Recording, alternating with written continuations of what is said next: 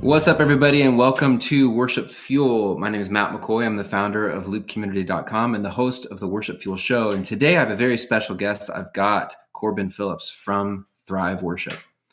We have a ton of songs on Loop Community and on CCLI for Thrive Worship. And they've got songs like 1,000 More, Coming Back. They've got a live album called Let's Have Church, and tons of other stuff.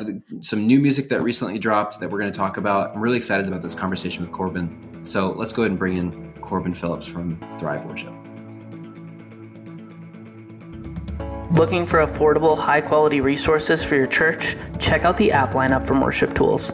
You can build sleek service presentations in Presenter, schedule volunteers to those services in Planning, access chord charts and other worship materials in Music Stand, and manage church attendee information with Community. What's up, Corbin? Thanks for joining. Hey, how you doing, man? Yeah, good. Good to see you.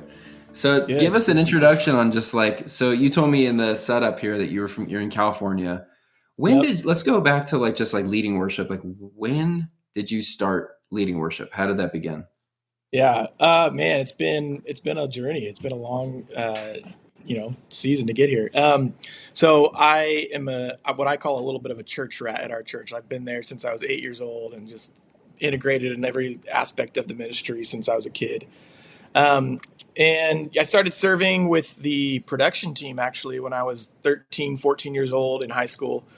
And ended up, I would bring my guitar on Sundays and sometimes they'd let me play acoustic and BGV. And then one weekend I showed up and the worship leader wasn't there. And so the youth pastor goes, "Hey, did you bring your guitar today?" And I was like, "Yeah, actually I did. I always bring it." He's like, "Okay, good. You're leading worship." I was like, "What?" Yeah. Like right now? And so it's probably the story for a lot of people. But so I jumped up and started leading and ended up getting a little bit more involved from there. And then 11, 12 years ago, something like that, got hired in our production department. I was mixing, doing lights, vacuuming stages, Windexing drum shields, and then started leading worship, started writing some songs. We ended up starting to have some conversations around what it would look like to release some of those songs under a name called Thrive Worship. And so we entered into that journey about 7 or 8 years ago, and that got us to where we are today. Awesome. What's the name of your church? Yeah, it's Bayside Church in Sacramento. Okay. And have you been at that same church your whole life? Been there my whole life. Yeah, since I was 8 years old. So. Oh, that's awesome. Good job. Are any of your parents involved in ministry there? Or? Yeah, my mom's been serving there ever since we went. So she's still ushers every single Sunday night, which is really fun. That's cool, man. That's awesome that you've been at the same church for so long. I think that's a rare thing.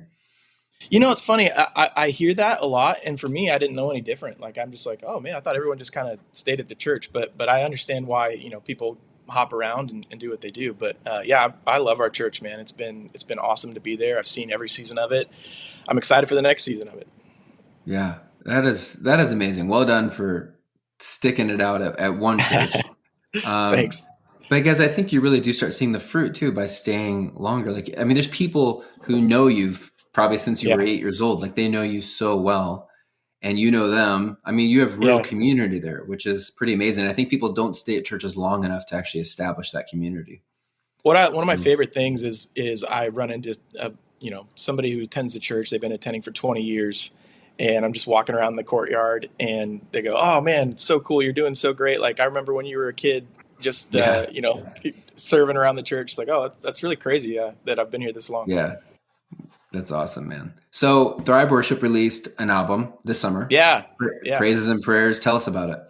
Yeah, man. I'm so pumped on this project. So I'll just give you a little bit of background of how we got here. So 2020, 2021, a few of us were just praying, like, God, what do you want us to do? Like, what is this next season for Thrive?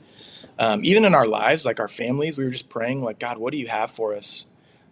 Which sounds trite, sounds cliche, but like we were genuinely chasing after like God's will in our life. And all of us stumbled on the passage in Exodus 33 where you have Moses. Essentially, the Israelites are in the wilderness, and he says, I'm actually turning my back on you because you're stubborn and stiff-necked. And the only person he'll communicate to it with is Moses. So he sets up the tent of meeting, and they start, having conversation. And Moses gets down to this point where his intimate relationship with God is so close that he starts asking him some really like bold questions. At least when I read the text, it seems bold to me. But in that conversation, God says like, okay, it's time to go to the promised land. And Moses' response is, well, if your spirit doesn't go before us, we're not going. And it's like, and he says it twice, actually. Like God says he's going to send his spirit before them, his presence before them. And he says again, no, like, hey, you're not going, we're not going. And it really made us have this conversation around like, what are we doing? And where in our life are we not asking the presence to go before us, right? Yeah. Because it'd be easy we're very thankful we have some gifted songwriters, some gifted worship leaders that have been in our ecosystem over the years. But at the end of the day, we don't want to just write, create, and do ministry for ministry's sake. We want to go because the presence of God is leading us in that direction. And so we just, as a team, started praying, God, why don't you let your presence go before us so that we know which step to take next? And so, yeah, it was kind of this humble moment, like that we had to come before the cross and go like, God, we just want to follow your leading here. And so it led us to write this song called If You're Not With Me, which is just essentially that prayer, like, hey, if you're not with me, I don't want it. And that was kind of the Kickstarter for what became Praises and Prayers, because we have this line in the bridge. It says, I lay my praises and prayers down on the altar. And that particular line, it comes from Revelation 4 and Revelation 5, which simply you have Revelation 4, the heavenly beings are saying the famous passage, holy, holy, holy is the Lord God Almighty. But then in Revelation 5, you have the elders bringing prayers of God's people, what says like incense to the Father.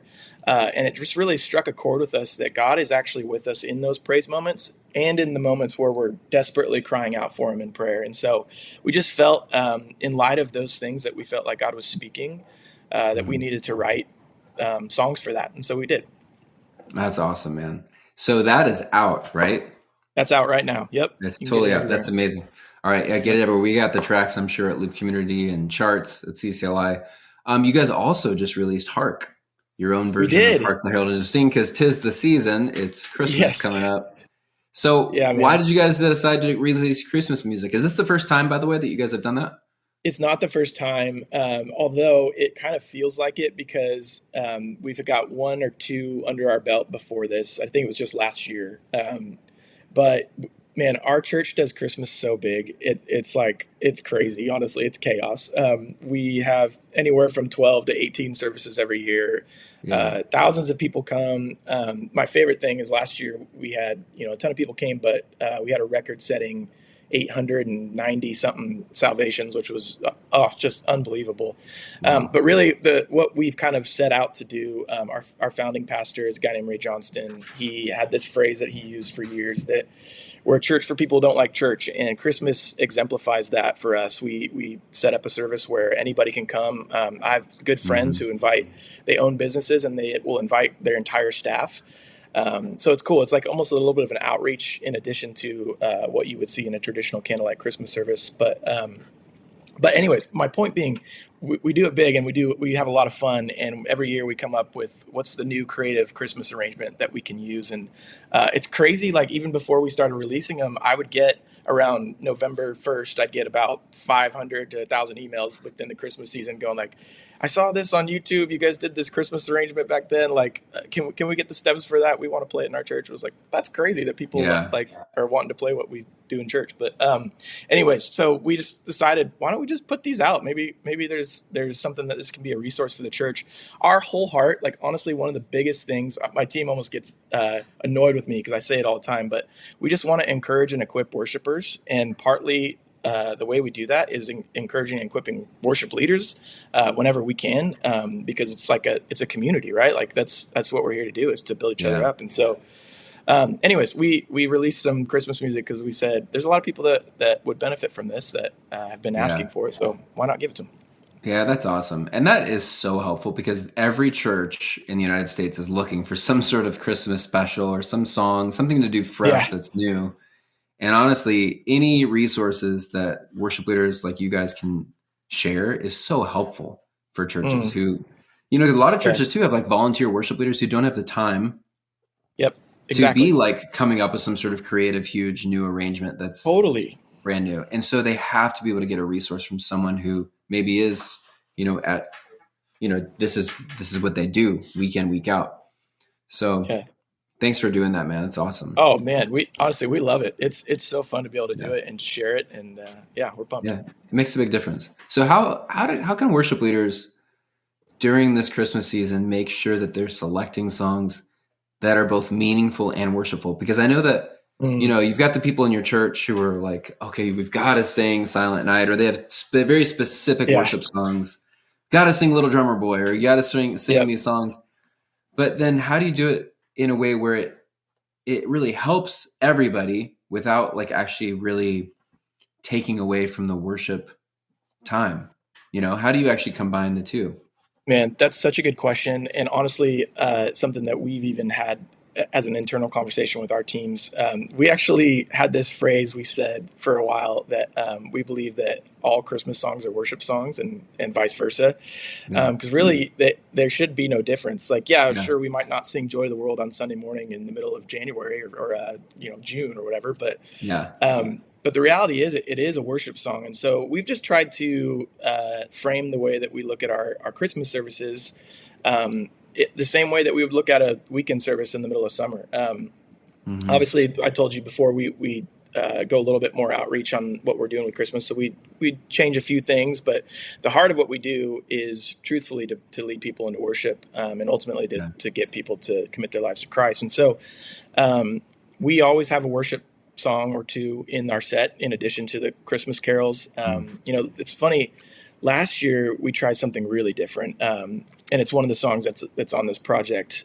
But sometimes it feels like testimony and story is something that can be extremely powerful within the context of life change. And so if you look at the way that Jesus taught, he taught in parables. I read a study that talked about at the DNA level, we're actually designed to receive information best through story. And so we wrote this song called What Christmas Really Is that we played in services last year. And it was unbelievable. We were kind of nervous because it's different for what you would play in church.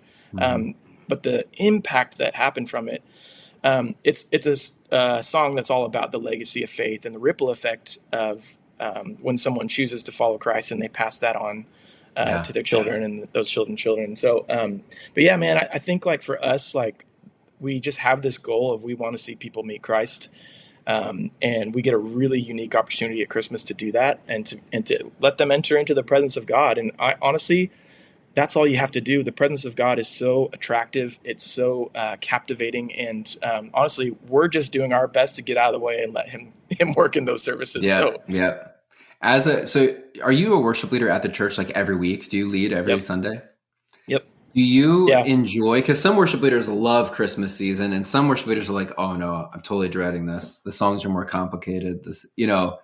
They're like, we sing them once and that's it. Like, do you love Christmas, or are you like, we got to do it, it's a necessary?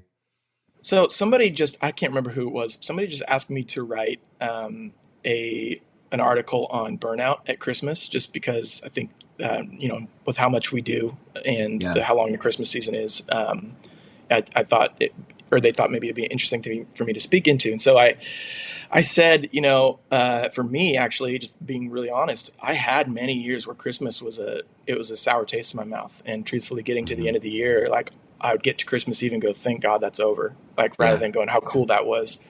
And it was funny when I first got married, and I wasn't super negative about it. It makes it sound like I was like super down on Christmas. But when I first got married, my wife challenged me on it. She goes, look, I think you need to redeem Christmas like for yourself. And so we did practical things like going after like, fun holiday things, or like making hot chocolate, or doing, whatever, shopping around the mall and grabbing a latte.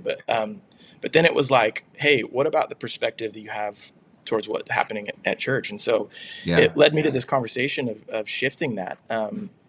And honestly, man, now I get pumped.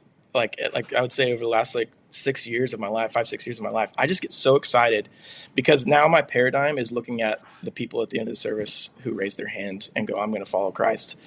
So yeah, man, I think especially, I'm sure there's like worship leaders that will hear this. Like, I just want to encourage anybody that maybe does feel the the weight of Christmas, or that Christmas has a sour taste in their mouth, or the burnout of Christmas. Like, man, it's so important to keep the perspective that we're here on earth to help people see Christ. And so that has shifted everything for me, and I've been very grateful. Yeah, that's awesome. So what should the approach that worship leaders take to picking songs for Christmas services be different than when they're choosing songs for a regular service? Like, is there a different, are you thinking about like, okay, well, people are bringing their family members, we need to be changing the songs for that, or what do you think? I think there's some wisdom in that. I think there's a couple thoughts that come to my mind immediately. Number one is you've got Paul, who very clearly says, I'm going to be all things to all men. I don't think that means that you need to be a chameleon just to fit in with whatever the world's doing. But what I do think that means is that you do have to recognize that there's going to be a variety of people, a diversity of people who come into Christmas services, and some of which only come maybe once a year. Some of which are probably there in a church for the first time. Maybe they made a wrong turn on the street and ended up in the parking lot, and it was so busy they couldn't get out. And so, I think it is important to remember that this isn't going to be necessarily your Sunday morning weekend church attender. And so, there's wisdom to go like, okay, what is going to be something that again, thinking in outcomes, is going to give us the best opportunity to present these people with the gospel, so that they can find themselves in the center of God's will by the end of the service. And so anyways, that would be my kind of more philosophical approach. For us, like that plays out in going, let's play some carols that are maybe a little bit more upbeat, maybe a little more accessible, like Joy of the World. Like we have that one out. Hark, obviously, that we put out this year. Things like that. But then also going like, man, last year, the Speak Jesus was such a powerful song for not just our church, but across the world. Right. And so we felt like, man, what if we just sang that and allowed people to have those words sung over them if they don't know it, and so that would be my opinion is like, let's remember that this is going to be a different audience and maybe it comes on a weekend. It's such a unique opportunity we have to tell the story of Christ, which is an amazing story.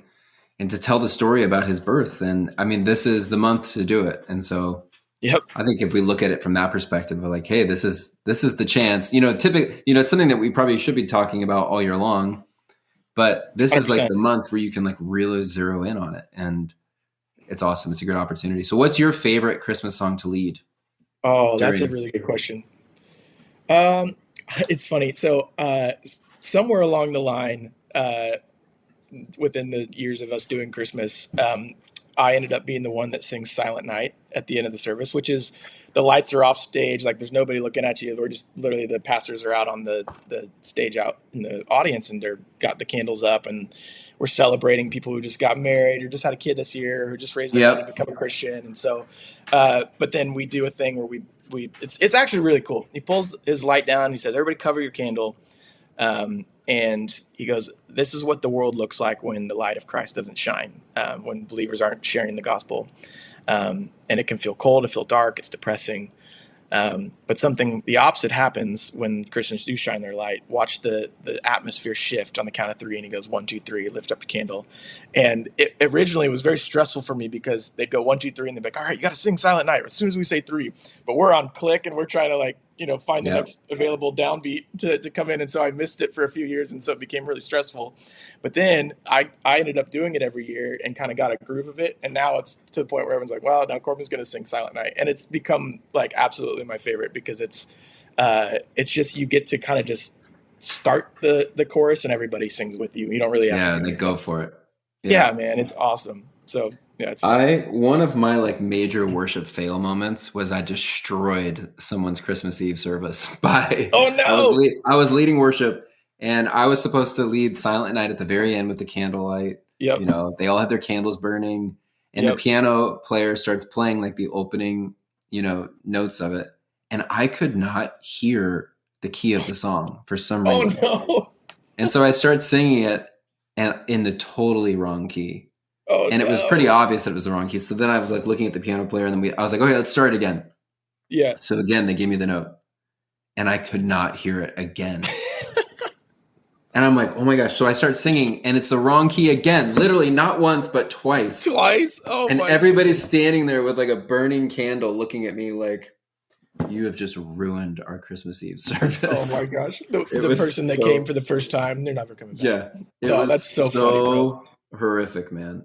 Dude, I feel like so many people resonate with that because, like, how many times I know for me, I'm just thinking about all the times I've done that, and like even on this Silent Night thing that I'm talking about, like how many times I came in on the wrong beat, and oh yeah. Anyways, that's funny, man.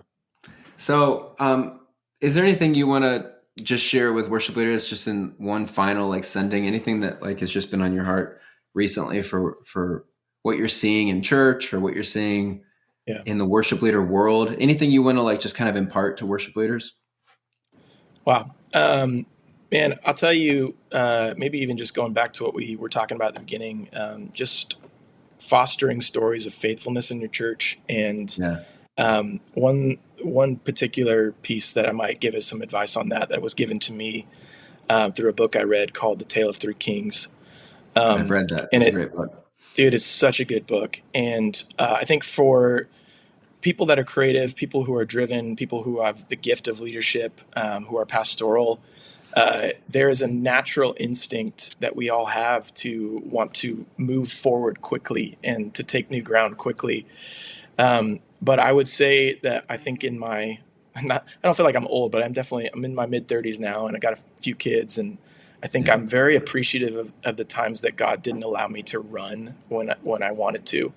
And if you go to that story, Tale of Three Kings, you've got the depiction of Saul, David, and Absalom, and specifically the relationship with David and Saul. And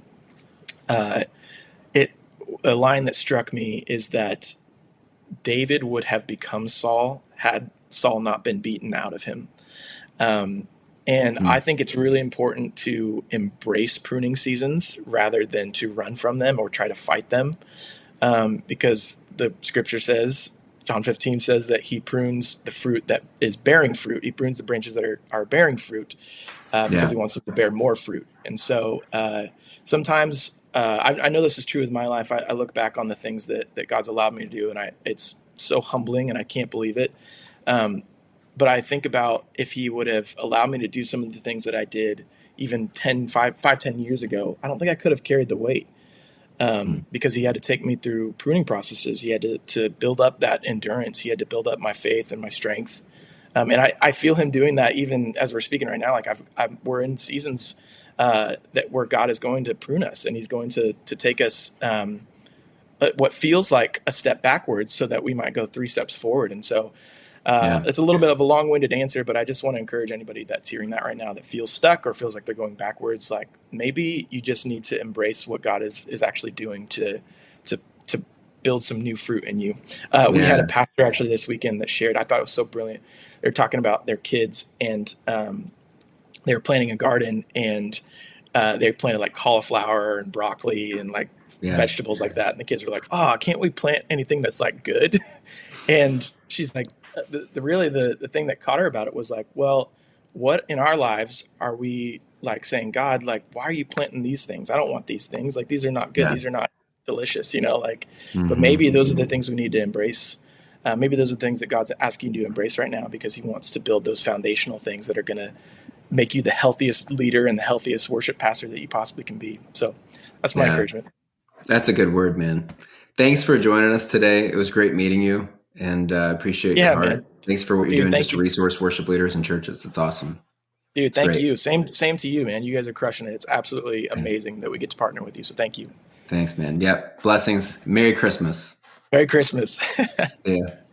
All right, guys. Great interview with Corbin Phillips from Thrive Worship. Make sure you go check out their latest Christmas music, Hark, on Apple Music, Spotify, wherever you listen to music. I'm sure it's there. We have all the tracks and charts at Loop Community, so go check that out. Also on CCLI Song Select, they're there as well. And make sure you hit the subscribe button to stay tuned for future interviews. Glad you joined us today. See you later.